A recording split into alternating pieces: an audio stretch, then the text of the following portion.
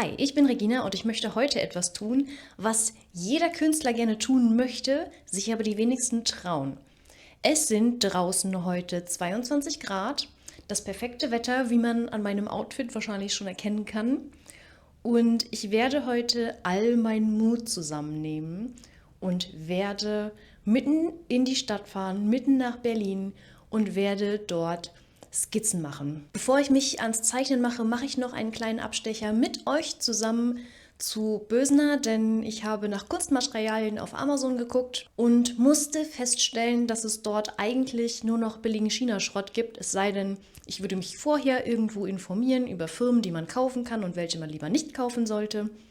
Da ich mir das aber gerne einzeln sparen möchte, werde ich mich heute umfassend beraten lassen. Und natürlich werde ich am Ende zeigen, was es alles gab, wenn es wahrscheinlich auch nicht so viel sein wird, was ich auf jeden Fall hoffen werde. Das heute wird auf jeden Fall, glaube ich, die größte Challenge für mich selbst, die ich bis jetzt jemals gemacht habe.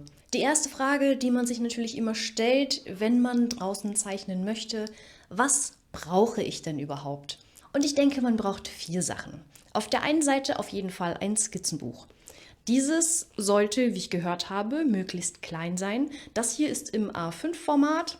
Natürlich in meiner Lieblingsfarbe, wer hätte es gedacht. Als Tipp habe ich noch gehört, dass es möglichst einen festen Umschlag haben sollte, also einen festen Bucheinband. Das hat einfach den Hintergrund, dass man quasi seine Zeichenunterlage schon dabei hat. Dann habe ich noch diese praktische Stiftkiste. Da war, glaube ich, mal ein Druckbleistift drin, also der, den ich vor diesem hatte. Und da ist jetzt der Druckbleistift drin, Ersatzminen drin natürlich, weil es wäre nichts schlimmer, als wenn unterwegs die Mine alle geht. Und natürlich ein Radiergummi. Ich bin sehr motiviert und wenn ich das geschafft habe, dann werde ich mich sowas von besser fühlen.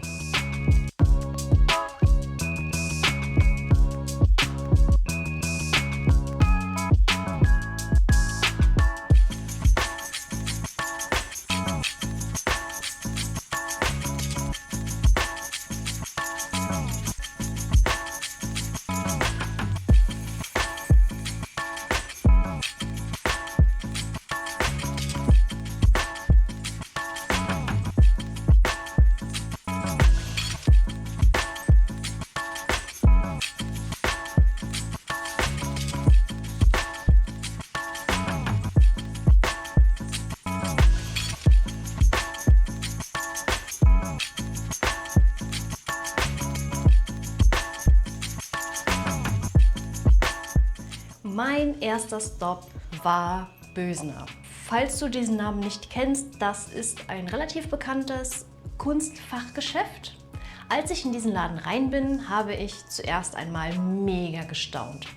Weil diese Auswahl, diese ganzen Dinge, die sie dort haben, es ist einfach super viel. Und im ersten Augenblick ist es echt zu viel, muss ich ehrlich gestehen. Und eigentlich bin ich ja dorthin, weil ich mich gerne beraten lassen wollte. Allerdings hat sich dort niemand für mich interessiert, absolut niemand. Und ich bin ehrlich, ich war sehr enttäuscht. Also keine Ahnung, wie es da normalerweise abläuft. Also eine Beratung hatte ich nicht, aber ich habe trotzdem Dinge gekauft, nämlich die, die ich auch normalerweise gekauft hätte. Aber das gucken wir uns ganz am Ende des Videos an. Nach diesem Erlebnis muss ich ehrlich gestehen, ich war so kurz davor, wieder nach Hause zu fahren. Allerdings hätte ich dann heute kein cooles Video gehabt und ich hätte diese Sachen nicht erlebt. Also ich bin froh, dass ich es trotzdem gemacht habe. Und bevor ich zu dem Platz gefahren bin, wo ich ja ursprünglich eigentlich nur hin wollte, habe ich mir gedacht, okay, du hast jetzt diesen ganzen weiten Weg gemacht, mitten in die Stadt rein. Es wäre irgendwie verschwendet, wenn ich jetzt das Ganze nur für eine einzige Skizze mache.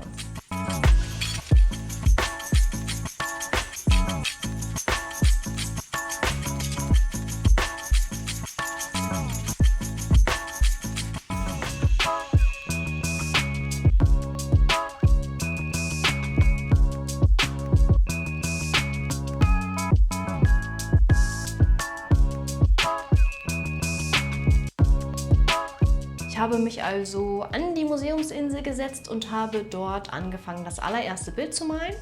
Es hat eine Weile gedauert, bis ich mich getraut habe, das Skizzenbuch rauszuholen, aber ich habe es getan. Und ich finde, das Ergebnis ist nicht perfekt, aber dafür, dass ich normalerweise absolut niemals Gebäude zeichne, das darf man dabei nicht vergessen, finde ich es gar nicht so schlecht.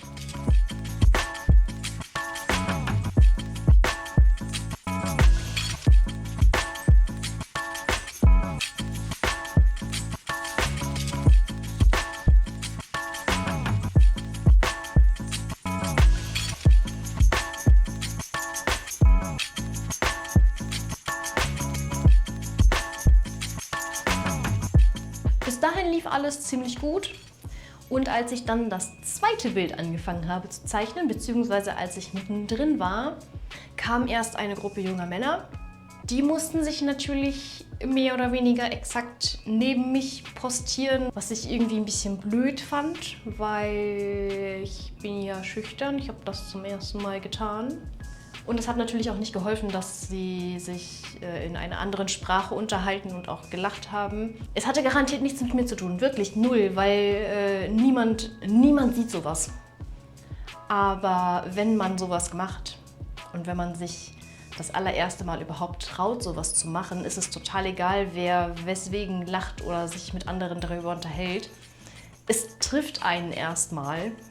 Und es war schon hart, aber ich habe gedacht, okay, das hat nichts mit mir zu tun, du machst jetzt weiter. Und es hat auch funktioniert, bis Folgendes passiert ist. Was ich nämlich nicht gemerkt habe, ist, dass hinter mir jemand lag. Und das habe ich erst gecheckt, nachdem mir irgendetwas am Rücken krabbelte. Und ich dachte so, irgendein Insekt, keine Ahnung. Und dann habe ich bemerkt, dass hinter mir einfach so ein noch halb betrunkener Penner liegt. Und der hatte dann halt so einen Grashalm versteckt. Ich dachte, bitte was?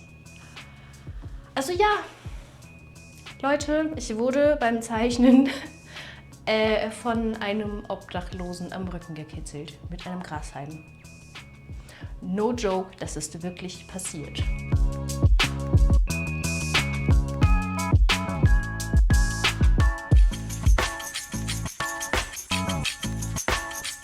Das Bild wäre wahrscheinlich geil geworden, wenn es fertig geworden wäre, aber ich habe das Weite gesucht. Ich wollte dort an diesem Platz nicht länger sitzen bleiben. Ich denke, das kann jeder verstehen. Ich war übrigens so schockiert, dass ich in die falsche Richtung gelaufen bin und mich gewundert habe, warum ich nicht an dem Platz angekommen bin, wo ich eigentlich hin wollte. Das war dann zwar nicht geplant, aber ich musste dann halt doch noch mal so 1-2 Stationen mit der S-Bahn in eine andere Richtung fahren.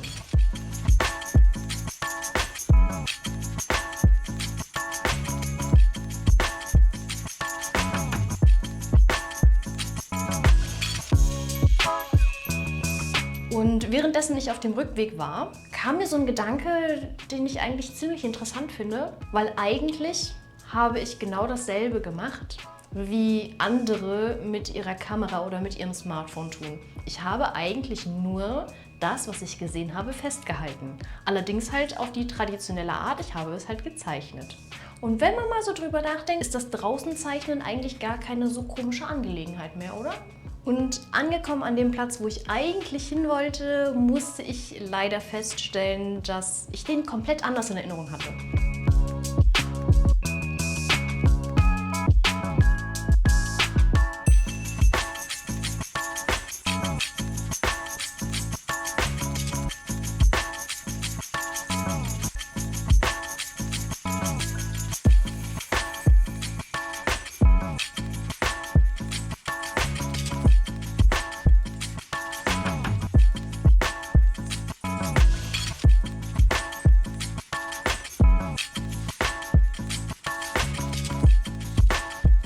Also ich wollte ja unbedingt diese Tanzfläche mit drauf haben, mit den Lichtern und den Stühlen und allem drum und dran, aber ich hatte echt in Erinnerung, dass es größer ist. Oder zumindest hatte ich in Erinnerung, dass sie die ganzen Sitzgelegenheiten halt noch weiter ausgebreitet hatten. Und ich dachte auch, dass die Lichterketten noch weiter die Spree lang reichen. Muss ich zugeben, musste ich erstmal eine Weile schlucken, aber ich habe mir etwas überlegt.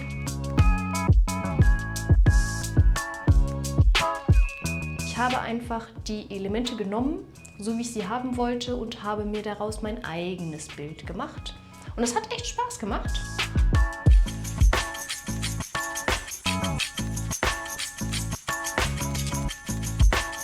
Wobei ich am Endeffekt, glaube ich, zu sehr verwirrt war von den Dingen, die passiert sind, weil eigentlich wollte ich nicht das Museum im Hintergrund haben, sondern die Brücke. Aber ich glaube, das werde ich hier zu Hause noch mal ein bisschen austauschen. Dafür habe ich ja extra die Videos gemacht. Ja, weil als ich nämlich angefangen habe, das Bild zu zeichnen, setzte sich ein Typ neben mich, sprach mich an, ob ich kurz Zeit hätte. Ich gucke auf sein T-Shirt und denke mir, ach, Greenpeace, nee, danke. Also ich wollte das Ganze kurz halten, weil nein, ich habe nichts gegen unsere Umwelt, aber ich unterstütze NABU und das reicht. Ein paar Minuten später kam jemand, der sich nett unterhalten wollte. Also was heißt nett unterhalten wollte? Er wollte schon flirten. Er hat auch gefragt, ob wir was trinken gehen. Fand ich ganz niedlich. Aber ich darf mich nicht ablenken lassen. Ich habe viel vor. Und kaum war er weg, ich habe glaube ich nur einen Strich gemacht oder so, kam der nächste vorbei. Aber er wollte mir nur sagen, dass mein Skizzenbuch perfekt zu meinem schönen Kleid passt. Also ich habe heute unheimlich viele Komplimente zu meinem Kleid bekommen. Danke. Ich habe mich sehr darüber gefreut. Das ist übrigens mein Lieblingskleid. Und da habe ich mich geärgert, dass ich wirklich schlecht anzusprechen bin draußen. Also normalerweise, wenn ich durch die Gegend fahre, habe ich immer so einen Quatsch mich bloß nicht Anblick. Der ist sehr hilfreich. Aber ich muss gestehen, so ab und zu sich mit anderen auch einfach so ein bisschen über Kunst oder Ähnliches zu unterhalten, wäre halt eigentlich schon ganz cool. Gerade wo in Berlin ja sehr, sehr viele Leute rumrennen, die ja sehr kreativ sind. Also ja, du merkst schon, ich bin so ein bisschen noch im Struggle mit, eigentlich will ich mich mit Leuten unterhalten, aber eigentlich möchte ich auch nur in Ruhe meine Sachen machen. Was mich allerdings wirklich erstaunt hat, dass das Ergebnis so gut geworden ist. Überall auch die ganzen Details, die ich damit abgemalt habe. Und das war eigentlich eine mit der coolsten Erfahrungen, die ich da gemacht habe. Es ist definitiv ein Unterschied, und zwar ein wirklich großer Unterschied, ob man von einem Foto abmalt oder ob man einen richtigen, echten Gegenstand vor sich hat. Oder ein richtig echtes Gebäude. Und abschließend muss ich zugeben, es war eine wirklich sehr interessante Erfahrung. Ich werde das auf jeden Fall nochmal machen und ich bin daran natürlich auf jeden Fall gewachsen. Ich bin furchtbar stolz auf mich. Wenn also auch du überlegst, draußen zu malen, tu es. Ich kann es jedem empfehlen, tu es. Und wenn du wenigstens einfach hinfährst, mit der Absicht es zu tun, dich nicht traust, ist total egal, dann packst du eben einfach wieder ein und fährst nach Hause. Und jetzt kommen wir aber zu dem anderen spannenden Teil des Videos. Und dafür wechseln wir doch jetzt einfach mal ein bisschen die Perspektive. Ich habe ja angefangen, mich so ein bisschen in Aquarellmalerei zu versuchen. Ich habe Farbe, ich habe ein wirklich teures Skizzenbuch und ich habe wirklich billiges Papier. Und das Ganze ist irgendwie ein bisschen falsch rum. Und das andere ist, ich habe zu diesem wirklich billigen Papier wirklich schreckliche Pinsel bekommen. Und ich habe ein schönes Aquarell-Ausmalbuch gekauft. Dort sind Techniken beschrieben. Ich habe sie versucht nachzumachen und ich musste feststellen, ich glaube, der Pinsel ist wirklich Schrott. Also habe ich natürlich jetzt ein billiges Aquarell-Skizzenbuch gekauft. Man gönnt sich ja sonst nichts, ne? Und mal ehrlich, Skizzenbücher gehen immer.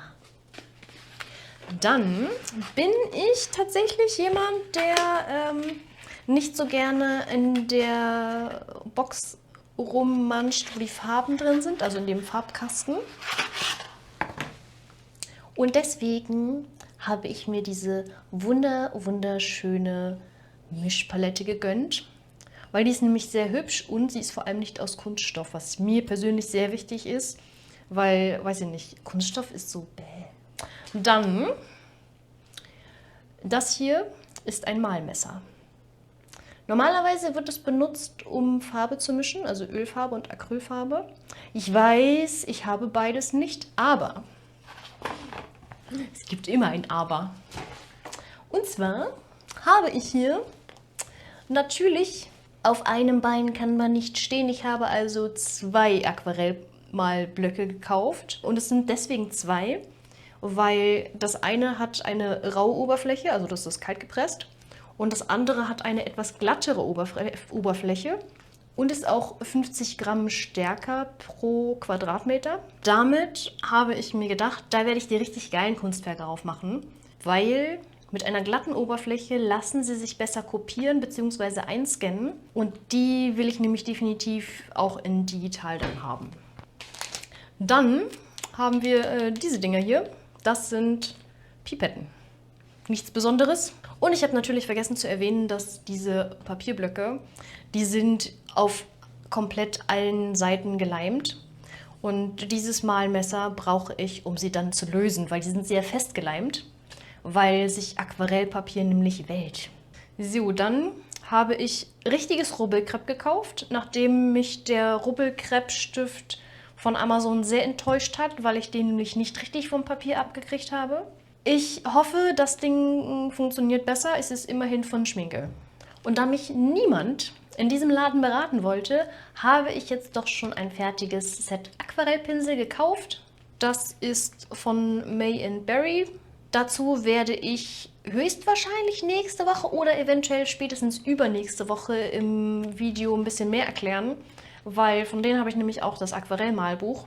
Und deswegen dachte ich, okay, die einzigen, denen ich hier vertraue, wenn schon kein Verkäufer da ist, der mich berät, sind die zwei. Die machen nämlich speziell Aquarellvideos für Anfänger. Und angeblich sind das die Pinsel, die man am Anfang braucht. Nicht mehr. Es ist übrigens auch das einzige Set, wo hinten drauf steht, welcher Pinsel für was gut ist. Ja, und damit sind wir am Ende vom Video vom Mini-Haul. Und mich würde auf jeden Fall wahnsinnig interessieren, hast du schon mal draußen gezeichnet? Hast du dich das schon mal getraut? Und was ist dir passiert? Eventuell hat dich auch jemand angesprochen oder vielleicht sind sogar coole Freundschaften entstanden. Man weiß ja nie, was so passiert. Und natürlich, wenn dir das Video gefallen hat, lass mir ein Like da, schreib etwas in die Kommentare. Und falls du neu bist auf diesem Kanal, dann auf jeden Fall den Abo-Knopf drücken. Es wird sich lohnen für dich, bin mir ziemlich sicher. In diesem Sinne, no pain, no gain. Wir sehen uns beim nächsten Mal. Ciao, ciao!